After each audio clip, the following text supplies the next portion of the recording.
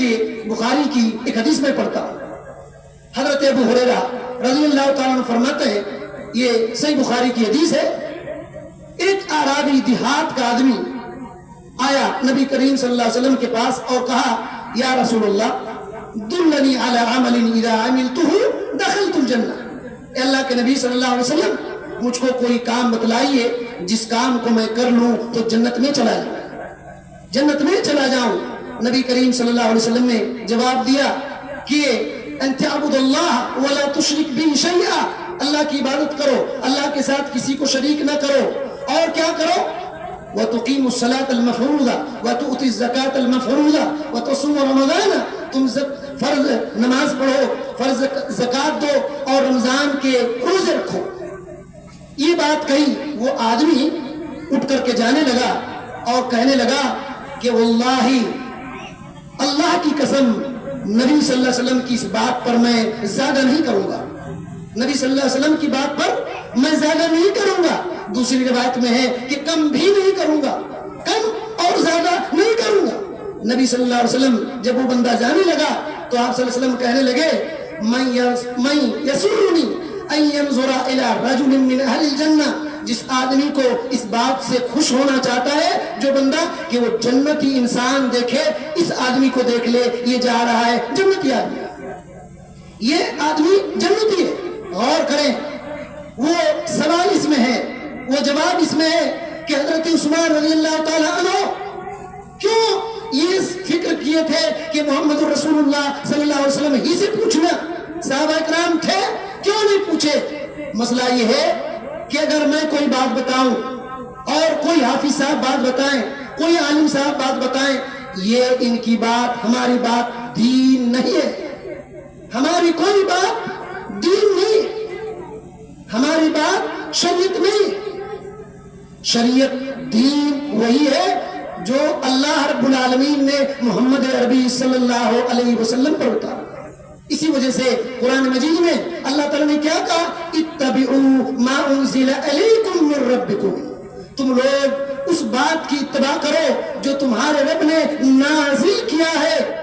اور اللہ تعالیٰ نے بات نازل محمد عربی صلی اللہ علیہ وسلم پر نازل کی. اسی وجہ سے اگر کوئی صحابی بولتے، کوئی تابعی بولتے، کوئی بادشاہ بولتے تو وہ ان کی بات ہوتی کائنات کی امام کی، ہر بات دین ہے، ہر بات ایمان ہے، ہر بات شریعت ہے. اسی وجہ سے حضرت عثمان رضی اللہ تعالی عنہ کو اس بات کی فکر تھی کہ کائنات کی امام محمد رسول اللہ صلی اللہ علیہ وسلم نے میں نے کیوں نہیں پوچھا، اور اس کا جواب مل گیا. یہاں تک کہ یہ بات ذہن میں رکھیں کہ اگر کوئی فرشتہ آ کر کے کہے کہ دین کی بات ہے، وہ بھی دین کی بات ہونے کے لیے محمد عربی صلی اللہ علیہ وسلم تک پہنچنا پڑے گا. بغیر نبی صلی اللہ علیہ وسلم کے تک پہنچے ہوئے وہ دین کی بات نہیں ہوگی. بخاری، مسلم، سنن ابی داؤد، ترمذی، بہت ساری حدیث کی کتاب جس کو حدیث جبریل کہتے ہیں. حدیث جبریل حضرت عمر رضی اللہ تعالیٰ عنہ اس حدیث کے راوی ہیں، کہتے ہیں کہ ایک بار محمد اکرم صلی اللہ علیہ وسلم کے پاس ہم لوگ بیٹھے ہوئے تھے، ایک آدمی آیا اور ہم لوگ پہچان نہیں پائے کون آدمی ہے، پہچان نہیں پائے، لیکن سفر کے کچھ نشان بھی نہیں، پہچان نہیں پا رہے اور سفر کے کچھ بھی نشان نہیں. اکثر لوگ سفر سے آتے ہیں، چہرہ بنا ہوا ہوتا ہے، بال بکھرے ہوئے ہوتے ہیں، کپڑے گندے ہوتے ہیں، لیکن یہ سفید لباس پہن کر کے آدمی آیا ہے. اور کیسے آیا؟ آ کر کے نبی صلی اللہ علیہ وسلم کے پاس بیٹھا ہوا ہے اور نبی صلی اللہ علیہ وسلم کے گھٹنے سے اپنا گھٹنا ملایا ہوا اور پوچھتا ہے یا رسول اللہ اخبرنی عن الاسلام، یا رسول اللہ اخبرنی عن الایمان، یا رسول اللہ اخبرنی عن الاحسان. اے اللہ کے پیغمبر محمد صلی اللہ علیہ وسلم، آپ ایمان کے بارے میں بتلائیے، اسلام کے بارے میں بتلائیے، احسان کے بارے میں بتلائیے. آپ صلی اللہ علیہ وسلم نے جواب دیا. جب وہ بندہ جانے لگا، اللہ کے نبی صلی اللہ علیہ وسلم نے کہا کون ہے، جا کر کے دیکھو. صحابہ کرام اٹھے، ڈھونڈنے لگے مدینے کی گلیوں میں، ڈھونڈے ملے نہیں. آپ صلی اللہ علیہ وسلم نے کہا جانتے ہو وہ کون ہے؟ جانتے ہو وہ کون ہے؟ صحابہ کرام نے کہا اے اللہ کے رسول صلی اللہ علیہ وسلم ہم لوگ کو معلوم نہیں وہ کون ہے؟ نبی صلی اللہ علیہ وسلم نے کہا انہو جبریل اتاکم یعلمکم دینکم، یہ حضرت جبریل امین تھے، تمہارے پاس آئے تھے، تم کو دین سکھانے کے لیے آئے تھے۔ اب سوچئے، غور کیجئے، اللہ کے نبی صلی اللہ علیہ وسلم کیا کہہ رہے ہیں؟ یہ جبریل امین تھے، تمہارے پاس آئے تھے، حالانکہ آئے کا محمد اکرم صلی اللہ علیہ وسلم کے پاس گھٹنے سے گھٹنا لگا کر کے ہیں، لیکن آپ کیا کہہ رہے ہیں؟ تمہارے پاس آئے تھے تمہارا دین سکھانے۔ اسی وجہ سے کوئی فرشتہ دوسرے لوگوں کے پاس نہیں آئے دین سکھانے کے لیے، نبی کریم صلی اللہ علیہ وسلم کے پاس آئے، نبی صلی اللہ علیہ وسلم کے پاس آیا۔ اسی وجہ سے دین وہی ہے جو آپ صلی اللہ علیہ وسلم بتاتے ہیں، وہی کے ذریعے، اور وہی قرآن بھی ہے اور حدیث بھی ہے۔ آپ صلی اللہ علیہ وسلم نے کہا الا انی اوتیت الکتاب مثلہ ومعہ، خبردار ہو جاؤ، مجھ کو اللہ تعالیٰ نے قرآن بھی دیا اور قرآن کی طرح اور ایک چیز اور دیا، وہ حدیث ہے۔ تو کہنے کا مطلب ہم لوگ پھر وہاں چلے جاتے ہیں، حضرت عثمان رضی اللہ تعالیٰ عنہ کس بات کی فکر کر رہے تھے؟ آخرت کی، آخرت کی کامیابی لا الہ الا اللہ سے ہوتی ہے، اس کلمے کو پورا کرنے سے ہوتی ہے۔ اسی وجہ سے آپ نے کہا من کان آخر کلامہ لا الہ الا اللہ دخل الجنہ، جس آدمی کا آخری کلمہ لا الہ الا اللہ ہوگا وہ جنت میں جائے گا، وہ جنت میں جائے گا۔ اسی وجہ سے مرتے وقت اگر کوئی انسان لا الہ الا اللہ پڑھ کر کے مر جائے، یہ آخرت کی کامیابی کی بہت بڑی دلیل ہے، بہت بڑی کامیابی ہے۔ اس واقعے کو اور ایک انداز سے دیکھتے ہیں کہ آخرت کتنی بڑی دولت ہے، وہاں کی کامیابی۔ صحیح بخاری کے اندر ایک حدیث ہے، یہ حدیث صحیح بخاری میں 718 نمبر میں ہے۔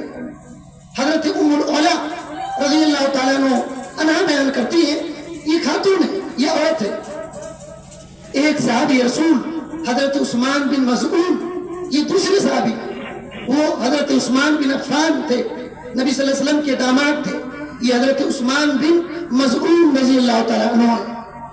آپ صلی اللہ علیہ وسلم جب ہجرت کیے مکہ سے مدینہ، یہ بھی ہجرت کیے، اور مہاجرین کے لیے مدینے میں کوئی رہنے کی جگہ نہیں تھی، گھر نہیں تھا، تجارت نہیں تھے۔ صحابہ کرام جو انصار تھے، پہلے سے مدینے میں تھے، اسلام قبول کیے تھے، یہ لوگ ان کو کھانا پینا گھر کا انتظام کیا، صحابہ کرام کو بانٹ لیا گیا۔ یہ حضرت عثمان بن مظعون رضی اللہ تعالیٰ عنہ، اس عورت کے گھر میں باری ان کی مقرر ہوئی کہ یہاں وہ رہیں گے، کھائیں گے۔ حضرت عثمان بن مظعون رضی اللہ تعالیٰ عنہ بیمار ہو گئے اور انتقال بھی ہو گئے، بیمار ہو کر انتقال ہو گئے۔ وہ خاتون ام العلا رضی اللہ تعالیٰ عنہ کیا کہنے لگی؟ کہنے لگی رحمت اللہ علیکہ یا ابا السائب، اے ابو السائب، اے عثمان بن مظعون، آپ پر اللہ تعالیٰ نے رحمت کر دیا، وہ شہادتی، اور میری گواہی ہے آپ کے بارے میں، میری گواہی ہے آپ کے بارے میں، اکرمک اللہ، اللہ تعالیٰ نے آپ کو عزت دے دیا۔ بڑے غور سے سنیں، یہ بہت قیمتی بات ہے۔ آپ صلی اللہ علیہ وسلم وہاں بیٹھے ہوئے تھے، کفن دفن کر دیا گیا ہے۔ حضرت ام العلا رضی اللہ تعالیٰ عنہ کی بات آپ ذہن میں رکھیے، یہ بہت اہم نقطہ ہے۔ حضرت ام العلا نے کیا کہا کہ اے ابو السائب، اے عثمان بن مظعون، آپ پر اللہ کی رحمت ہو گئی، میں گواہی دیتی ہوں کہ اللہ تعالیٰ نے آپ کو عزت دے دیا۔ نبی صلی اللہ علیہ وسلم وہی تھے، آپ نے کہا ما یدریکی، تم کو کیسے معلوم ہوا؟ دیکھیے اللہ اکبر، تم کو کیسے معلوم ہوا کہ اللہ تعالیٰ نے عثمان بن مظعون کو رحم کیا، عثمان بن مظعون کو عزت دیا، تم کو کیسے معلوم ہوا؟ اللہ کے نبی صلی اللہ علیہ وسلم نے اس وقت ایک بہت بڑی بات کہی، کہا واللہ واللہ لا اعلم ما یفعل بی وانی رسول اللہ، اللہ کی قسم میں اللہ کا رسول ہوں، مجھ کو بھی معلوم نہیں اللہ میرے ساتھ کیا کرے گا۔ اللہ اکبر، آپ سوچیں، کائنات کے امام محمد اکرم صلی اللہ علیہ وسلم کیا کہہ رہے ہیں؟ اللہ کی قسم میں اللہ کا نبی ہوں, مجھ کو بھی معلوم نہیں اللہ تعالیٰ میرے ساتھ کیا کرے گا. اے ام العلا, تم کو کیسے معلوم ہو گیا کہ حضرت عثمان بن مظعون پر اللہ تعالیٰ نے رحم کیا, کرم کیا, تم کو کیسے معلوم؟ حضرت ام العلا رضی اللہ تعالی عنہ کہتی ہیں کہ اللہ کی قسم اس وقت سے آج تک میں نے کسی کے بارے میں صفائی نہیں. اللہ اکبر. حضرت عثمان رضی اللہ تعالیٰ عنہ عثمان بن مظعون کو جب اللہ کے نبی صلی اللہ علیہ وسلم نے کہا اے ام العلا, تم کو کیسے معلوم ہوا کہ اللہ تعالیٰ نے ان کو عزت دیا, اللہ نے اکرام کیا؟ ام العلا نے کہا یا رسول اللہ, اے اللہ کے رسول, اگر اللہ تعالیٰ ان پر رحم نہیں کرے گا تو کون کس پر رحم کرے؟ کیوں ایسی بات کہی, کیوں ایسی بات کہی؟ اصل میں بات اب دیکھیں, عثمان بن مظعون کون تھے؟ اللہ اکبر. بخاری اور مسلم کی حدیث ہے, حضرت عائشہ رضی اللہ تعالیٰ عنہ کے پاس 3 صحابی آئے تھے. 3 صحابی آئے تھے اور کہا اللہ کے رسول صلی اللہ علیہ وسلم کیا عبادت کرتے بتلائیے. آپ صلی اللہ علیہ وسلم گھر میں نہیں تھے. حضرت عائشہ رضی اللہ تعالیٰ عنہ نے کہا نبی صلی اللہ علیہ وسلم راتوں میں تہجد پڑھتے ہیں, دن میں روزہ رکھتے ہیں, اور اس طریقے سے بہت ساری عبادتیں بتائیں. وہ 3 صحابہ کرام قسم کھانے لگے اور کہنے لگے آج سے پوری رات سوؤں گا نہیں, آج سے پوری رات میں سوؤں گا نہیں. ایک نے کہا آج سے دن بھر میں روزہ رکھوں گا, کبھی روزہ چھوڑوں گا نہیں. ایک نے کہا اب مجھے شادی کرنی ہی نہیں ہے, اللہ کی عبادت کرنی ہے. یہی حضرت عثمان بن مظعون رضی اللہ تعالی عنہ تھے.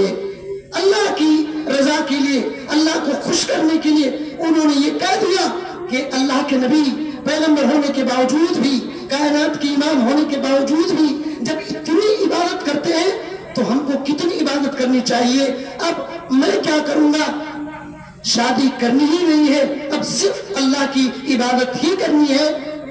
مکے میں, مدینے میں ان کو متقی مانا جانے لگا اور ان کے بارے میں مشہور ہو گیا کہ بڑے بزرگ آدمی ہیں اور بہت متقی انسان ہیں. اب سوچیں کہ حضرت عثمان رضی اللہ تعالیٰ عنہ نے نبی صلی اللہ علیہ وسلم کے پاس جا کر کے کہا اے اللہ کے نبی صلی اللہ علیہ وسلم مجھ کو اجازت دیجئے, میں خصی ہو جاؤں گا, میں خصی ہو جاؤں گا, تاکہ زنا کی, تاکہ شہوت کی پوری طاقت ختم ہو جائے اور سب سے بالکل دور ہو کر اللہ کی عبادت کریں. یہ حضرت عثمان بن مظعون ہے. ان کے انتقال پر حضرت ام العلا رضی اللہ تعالی عنہ نے کہا تھا رحمت اللہ علیہ یا ابا السائب, اے ابو السائب عثمان بن مظعون, آپ پر اللہ کی رحمت ہو, اللہ نے تو آپ پر کرم کر دیا. اور نبی صلی اللہ علیہ وسلم نے اتنے بڑے صحابی کے بارے میں یہ کہا تھا اے ام العلا, میں اللہ کا پیغمبر ہوں, اللہ کا رسول ہوں, اللہ کی قسم میرے بارے میں اللہ کیا کرے گا مجھ کو پتا نہیں, تم کو کس نے بتا دیا, کیسے معلوم ہو؟ حضرت ام العلا رضی اللہ تعالیٰ عنہ کچھ دن کے بعد یہ بھی بخاری کی حدیث ہے, کچھ دن کے بعد نبی کریم صلی اللہ علیہ وسلم کے پاس جاتی ہیں اور کہتی ہیں اے اللہ کے نبی صلی اللہ علیہ وسلم, میں نے عثمان بن مظعون رضی اللہ تعالیٰ عنہ کے بارے میں خواب دیکھا ہے کہ جنت میں ایک نہر میں ہے. اللہ اکبر. جنت میں ایک نہر میں ہے. نبی صلی اللہ علیہ وسلم نے کہا کہ ذاک عملہ, یہ عثمان بن مظعون کے اعمال ہیں, عثمان بن مظعون کے اعمال ہیں. یہ اعمال کام آئیں, یہ اعمال کام آئیں گے. یہ پہلی بات تھی. کہنے کا مطلب خلاصہ یہ ہے کہ دنیا میں کتنا مال ہو, کتنا دولت ہو اور کتنا جائیداد ہو, کتنا پراپرٹی ہو, کتنا چہرہ خوبصورت ہو, کتنا بہترین کپڑا ہو, یہ کامیابی کی علامت, پہچان, نشان, دلیل نہیں. آخرت میں کامیابی کی دلیل لا الہ الا اللہ کو بچانا, شرک سے بچنا, توحید پر مرنا اور آخرت کی طرف جستجو اور اس کی چابی کنجی کو لے کر آخرت میں جانا, یہی کامیابی. اور اس حدیث سے ایک بہت اہم اور بڑا مسئلہ یہ نکلا ہے کہ کسی انسان چاہے وقت کا کتنا بڑا امام ہو, کتنا بڑا متقی ہو, اس کی زندگی میں یہ کوئی نہیں کہہ سکتا یہ جنتی آدمی. یہ صرف اتھارٹی اللہ کو اور اس کے رسول کو ہے. اسی وجہ سے آپ صلی اللہ علیہ وسلم کبھی